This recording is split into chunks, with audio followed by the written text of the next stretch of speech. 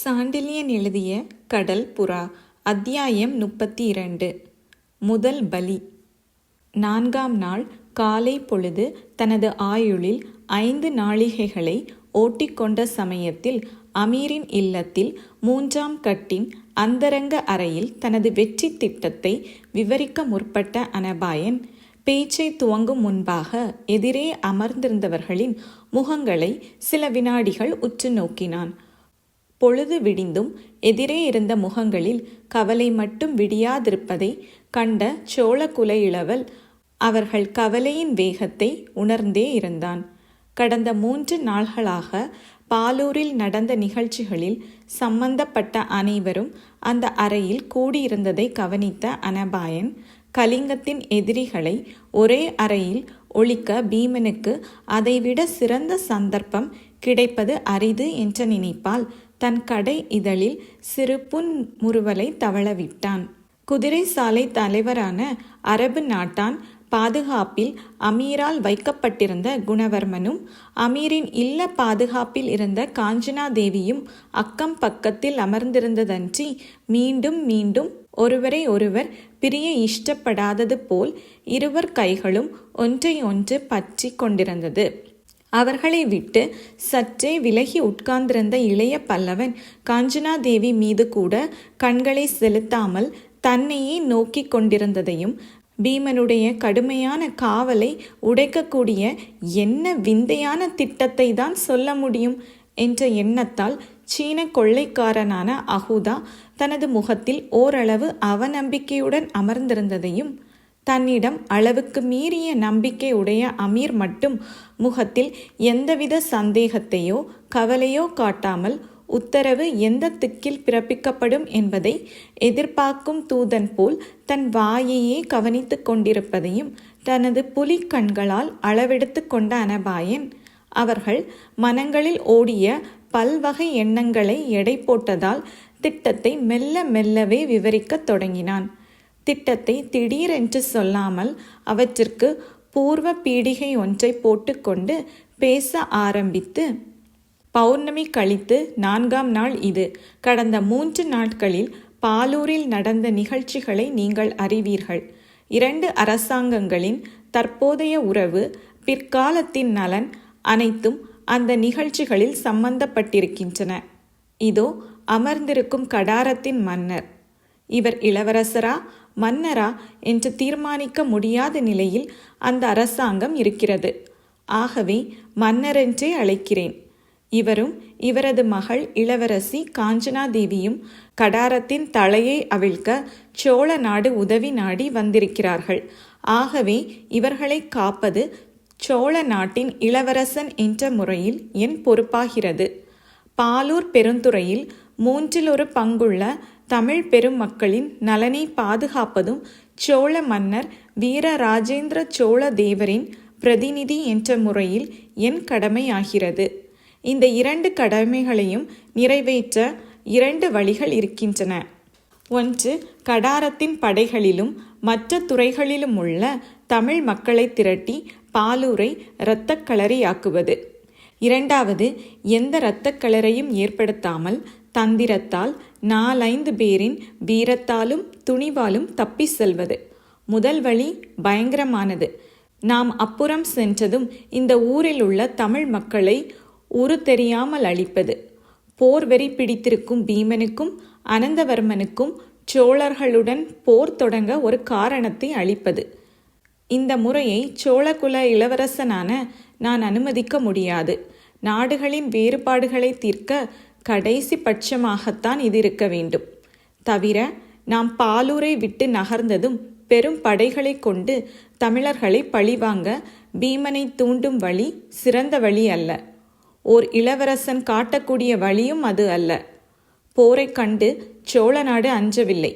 ஆனால் அவசியமாகாத போரில் நாட்டை இறக்குவதற்கு அது இஷ்டப்படவில்லை. இன்று உங்களுக்கு ஒரு ரகசியம் சொல்கிறேன். அதோ உட்கார்ந்திருக்கும் எங்கள் படைத்தலைவன் போலவே நானும் இங்கு சோழ மன்னரால் தான் அனுப்பப்பட்டேன். ஆனால் சில வாரங்கள் முன்னதாக அனுப்பப்பட்டேன். எதற்கு என்று பேசிக்கொண்டே போன அனபாயன் சற்று பேச்சை நிறுத்தினான். அந்த அறையில் குழுமியிருந்த யாரும் பதில் சொல்லும் நிலையில் இல்லாததைக் கண்டு அனபாயன் தானே மேற்கொண்டு காரணத்தை சொன்னான். தென்கலிங்கத்து பீமனும் வடகலிங்கத்து அனந்தவர்மனும் பரஸ்பர இணைப்பு ஏற்படுத்தி கொண்டிருக்கிறார்களா என்பதை அறிய அனுப்பினார். அது மட்டுமல்ல, இந்த இணைப்பு இருந்த போதிலும் தென்கலிங்கத்து பாலூரில் வாழும் தமிழர் நிலை நல்ல முறையில் இருக்கிறதா? சோழ நாட்டிடம் தீரா விரோதமுள்ள அனந்தவர்மன் போதனையினால் பீமன் தமிழர்களின் விரோதியாகி விட்டானா என்பதை உணரவும் அனுப்பினார். அத்துடன் கடாரத்து மன்னர் சோழ நாடு வருவதாகவும் செய்தி வந்தது. அப்படி வந்தால் அவரை பாலூரில் வரவேற்று பத்திரமாக சோழ நாடு அழைத்து வரும்படி சோழ மன்னர் பணித்தார். இத்தனை அலுவல்களை ஏற்று வந்தேன். வந்தபின் இங்கு நிலைமை கடுமையாயிற்று. சோழ நாட்டுக்கு இங்குள்ள நிலை பற்றி செய்தி கூட என்னால் அனுப்ப முடியவில்லை. ஆகவே இளைய பல்லவரையும் சமாதான ஓலையுடன் அனுப்பியிருக்கிறார். நாங்கள் இருவரும் வந்த பணியில் ஒன்று பயனற்று விட்டது. நிரந்தர சமாதானம் இனி சாத்தியமில்லை. தமிழர் நிலை கேவலமாய் இருக்கிறது. இந்த சமயத்தில் இங்கு போரை புகுத்துவதால் ஆரம்பத்தில் தமிழர் சேதம் பெருவாகியாயிருக்கும். இங்குள்ள தமிழர் சமூகம் பெரும் படைகளால் அழிக்கப்பட்டாலும் படலாம். ஆகையால் அதை தவிர்க்க இஷ்டப்படுகிறேன். அதற்கு ஒரே வழிதான். நமது தலைகளை பணயம் வைத்து தப்புவதை தவிர வேறு வழியில்லை. அத்தகைய ஆபத்தான மார்க்கத்தை தான் நான் கடைபிடிக்க வேண்டியதாய் இருக்கிறது. நமது சிக்கலில் சம்பந்தப்படாதவர்களும் சிலர் இங்கு இருக்கிறார்கள். ஆனால் நமக்கு உதவ முன்வந்திருக்கிறார்கள். அவர்கள் இப்பொழுது கூட இந்த ஆபத்தை ஏற்க இஷ்டப்படாவிட்டால் விலகலாம். அவர்களை நமக்காகவோ சோழ நாட்டுக்காகவோ தியாகம் செய்ய சொல்ல நமக்கு உரிமை இல்லை என்ற அனபாயன் அகுதா, அவன் அடிமை அமீர் இவர்களை ஒரு முறை கூர்ந்து நோக்கினான். இதை கேட்ட அமீரின் முகத்தில் சங்கடம் தெரிந்தது. அகுதாவின் அடிமை முகம் கல்லாய் இருந்தது. அகுதாவின் சிறு விழிகள் ஆச்சரியத்துடன் அந்த வீர புருஷனின் கண்களோடு கலந்தன. நாங்கள் பின்வாங்கினால் தங்கள் விடுதலை திட்டம் நிறைவேறுவது சாத்தியமா என்று மெல்ல சொற்களை உதிர்த்தான் அகுதா. நீங்கள் பின்வாங்கினால் நான் இன்றிரவு கடைபிடிக்க இருக்கும் திட்டம் நிறைவேறாது. வேறு திட்டத்தை தான் யோசிக்க வேண்டும். ஆனால் உங்களை பேராபத்தில் சிக்க வைக்க எனக்கு என்ன உரிமை இருக்கிறது என்று கேட்டான் அனபாயன். நாங்கள் மரக்கலங்களில் இருக்கப் போகிறோம். நீங்கள் வந்ததும் பாய் விரித்து ஓடப்போகிறோம். இதில் ஆபத்து என்ன இருக்கிறது என்று வினவினான் அகுதா. நீங்கள் மரக்கலங்களில் இருக்கலாம். ஆனால் உங்கள் படகுகளில் 2 கரை அருகே இருக்க வேண்டும். கரையிலும் காவல் இருப்பதாக நீங்கள் சொல்வதால் உங்கள் படகுகளில் இருக்கும் மாலுமிகள் எந்த நேரத்திலும் சிறைப்படலாம் அல்லது கடற்கரையில் எங்களால் கலவரம் ஏற்பட்டால் வெட்டப்படலாம். அப்படி வெட்டப்பட்டு ரகளை நிகழ்ந்தால் உடனே பாலூர் அரசாங்க ஆயுத படகுகள் உங்கள் மரக்கலங்களை வளைத்து கொள்ளும். தீப்பந்தங்களை எறிந்து உங்கள் மரக்கல பாய்களை கொளுத்த அவற்றிற்கு எத்தனை நேரமாகும் என்று வினவினான் அனபாயன். இதை கேட்ட அந்த சீன கடலோடி அனாயாசமாக சிரித்தான். அனபாயரே, நீங்கள் சொல்லும் அபாயத்தை முன்பே நான் யோசித்தேன். நீங்கள் உணர்ந்திருக்கிறீர்களா என்பதற்காக கேட்டேன். அபாயமில்லாத வாழ்க்கையில் ருசி எங்கிருக்கிறது? உங்களை போன்ற ஒரு வீரபுருஷருக்கு உதவ என் 2 மரக்கலங்களை அல்ல, உயிரையே பலி கொடுக்க தயாராயிருக்கிறேன். ஆனால் என் உயிரை பலி கொடுக்க வேண்டிய அவசியமில்லை. பலி கொடுப்பது சாத்தியமும் இல்லை. இதைவிட பெருத்த அபாயங்களே என்னை அழிக்க முடியவில்லை என்ற சொற்களை உதிர்த்தான் அகுதா அந்த பெரு நகைப்புக்கிடையே. எதற்கும் அஞ்சாத அகுதாவின் துணிவை கண்டு அனபாயனி ஆச்சரியப்பட்டான். அத்துடன் நன்றியும் தொனித்த குரலில் சொன்னான், சீன கடல் வீரரை, உங்கள் உதவியை தமிழகம் என்றும் மறக்காது என்று. இத்துடன் அகுதாவுடன் சம்பாஷணையை முடித்து கொண்ட அனபாயன் அமீரை நோக்கிவிட்டு மற்றவர்களையும் நோக்கி சொன்னான், முடிந்தால் அமீரை இந்த ஆபத்திலிருந்து விலக்கலாம். ஆனால் என் மனோபாவத்தை முன்கூட்டியே அறிந்த அமீர் அதற்கு வழியில்லாமல் செய்துவிட்டான். நமக்காக அரண்மனைக்கு பின்புறத்தில் உள்ள குதிரை சாலை விடுதியில் அதன் தலைவன் பராமரிப்பிலேயே குணவர்மனையும் பணிப்பெண்களையும் அவர் பணி ஆட்களையும் தங்க வைத்து காப்பாற்றியிருக்கிறான். இங்கு நாம் தங்கியிருப்பது பீமனுக்கு தெரிந்தால் அமீரின் தலை அவன் தோளில் பத்திரமாக உட்கார்ந்திருக்க முடியாது. தவிர அமீர் இல்லாமல் நாம் தப்பவும் முடியாது. நான் வகுத்திருக்கும் திட்டத்திற்கு அமீரும் அஹூதாவும் 2 சக்கரங்கள். அச்சு சோழ நாட்டின் படைத்தலைவன். இவற்றில் ஏதாவது ஒன்று கலந்தாலும் முடிந்தாலும் ஆபத்துதான். இப்படி சொல்லிவிட்டு காஞ்சனா தேவியின் கருவிழிகளை சந்தித்தான் அனபாயன். தேவி, உங்களை விட்டு விட்டதாக நினைக்க வேண்டாம். உங்கள் வீரக்கலங்களுக்கும் முக்கிய பணி இருக்கிறது என்று சொல்லி, இதோ நன்றாக கவனியுங்கள் என்று கூறி மற்றவர்கள் மீது ஒரு முறை தன் ஈட்டி விழிகளை உலாவ விட்டு எதிரே இருந்த வண்ண சுவரில் கையில் இருந்த சுண்ணாம்பு கட்டியால் வெள்ளை கோடுகள் சிலவற்றை இழுக்கவும் சில குறிகளை போடவும் முற்பட்டான். அடிக்கடி நின்று நின்று முடிக்கப்பட்ட அந்த சித்திரத்தை சில வினாடிகள் உற்று நோக்கிவிட்டு சற்று எட்ட உட்கார்ந்திருந்த இளைய பல்லவனையும் உற்று நோக்கினான் அனபாயன்.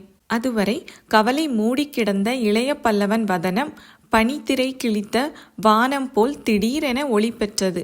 கண்களில் சரையென பளிச்சிட்ட வீரவேகம் முகத்தில் கன வேகத்தில் பரவியது. துவண்ட உடலில் சுரணை பலமாக ஓடியதற்கு அறிகுறியாக தென்பட்டன. நல்லது நல்லது என்று அவன் நாவும் உற்சாகத்துடன் சொற்களை உதிர்த்தது. அனபாயன் வரைந்த கோடுகளில் இருந்து அவன் என்ன புரிந்து கொண்டான் என்பது காஞ்சனா தேவிக்கு புரியாததால் அவள் சற்று கோபத்துடன் அனபாயனை பார்த்து, இளைய பல்லவருக்கும் தங்களுக்கும் உயிர் நினைப்பு இரண்டும் ஒன்றாயிருப்பதால் அவர் புரிந்து கொண்டார் திட்டத்தை. ஆனால் எங்களுக்கு புரியவில்லை என்றாள். அந்த பெண்ணின் ஆத்திரத்தின் காரணம் அனபாயனுக்கு தெள்ளத் தெளிவாக விளங்கியது.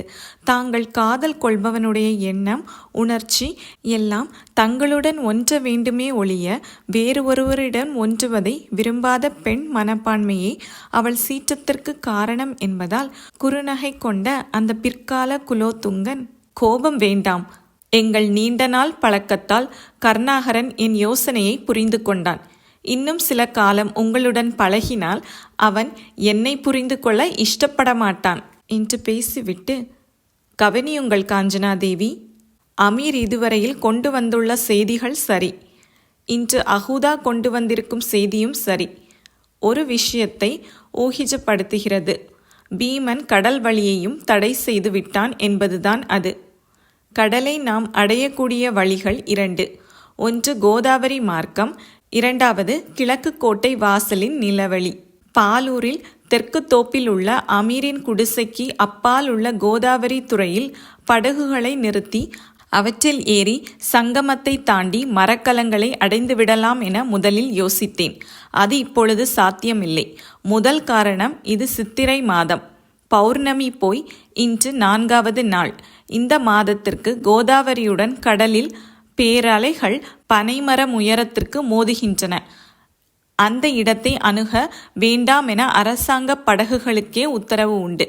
அப்படியே அந்த அபாயத்தை எதிர்த்து வெண்மதி கிளம்பும் முன் மரக்கலங்களை அடையலாம் என்றால் இடையே சுங்கசாவடி இருக்கிறது. சுங்கசாவடியில் நமது படகுகள் தேக்கப்பட்டு வெண்மதி கிளம்பிவிட்டால் அலைகள் உக்கிரம் மிக அதிகமாகிவிடும். அப்புறம் கோதாவரி கடல் சங்கம எல்லைக்குள் போவதை விட பீமன் கையால் வெட்டுண்டு போவது மிகவும் சௌகரியமானது. ஆகையால் அந்த வழி பயனில்லை. பயனுள்ள ஒரே வழி கீழ்கோட்டை வாசல் ஒன்றுதான். அந்த வழியை தான் அமீர் குறிப்பிட்டான். அந்த வழியை தான் நானும் தேர்ந்தெடுத்திருக்கின்றேன். அமீரின் நீர்க்குடங்கள் திட்டம் அவற்றிற்கு பெரிதும் உதவுகின்றன. அந்த குடங்களும் நாமும் செல்ல வேண்டிய முறையை அஹூதா ஏற்கனவே சுட்டிக்காட்டியிருக்கிறார். அவர் சுட்டிக்காட்டிய வீரர்கள் திட்டம்தான் சரியானது. அவர் சுட்டிக்காட்டிய வீரர்கள் திட்டம்தான் சிறந்தது. நீர்க்குடங்களில் ஒளிந்து காஞ்சனாதேவி, அவர் பணிப்பெண் இருவர் குணவர்மர் வரலாம். அமீர் வண்டி ஓட்டலாம். நானும் இளைய பல்லவனும் வண்டியின் பின்புறம் இருப்போம். இதெல்லாம் முன்னால் நாம் ஒப்புக்கொண்ட ஏற்பாடுகள். ஆனால் வண்டி கடலோரத்தை அடைவதில் சில கஷ்டங்கள் இருக்கின்றன. இதோ பாருங்கள் என்று கூறிவிட்டு தன் ஆள்காட்டி விரலால் சுவரில் இருந்த ஒரு பெரும் புள்ளியை சுட்டி காட்டினான். அதைத் தொடர்ந்து ஏற்பட்ட சம்பாஷணைகளில் இளைய பல்லவன் கலந்து கொள்ளவில்லை. திட்டம் வெகு தெளிவாக புரிந்திருந்தது அவனுக்கு. அனபாயன் அந்த புள்ளியை தொட்டு காட்டியதும் தலையை மட்டுமே அசைத்தான் சோழ படைத்தலைவன். ஆனால் காஞ்சனாதேவி தன் அஞ்சன விழிகளை அந்த புள்ளியின் மீது நிலைக்கவிட்டு, அந்த இடம் நாம் இப்பொழுது இருக்கும் அமீரின் வீடுதானே என்றாள். இல்லை, அமீரின் வீட்டின் கொல்லைப்புறம் அது.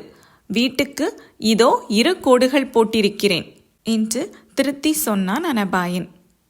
இன்றிரவு சரியாக 5வது நாழிகை துவங்கியதும் நீங்களும் உங்கள் தந்தையும் பணிப்பெண்களும் நீர்க்குடங்களில் புகுவீர்கள்.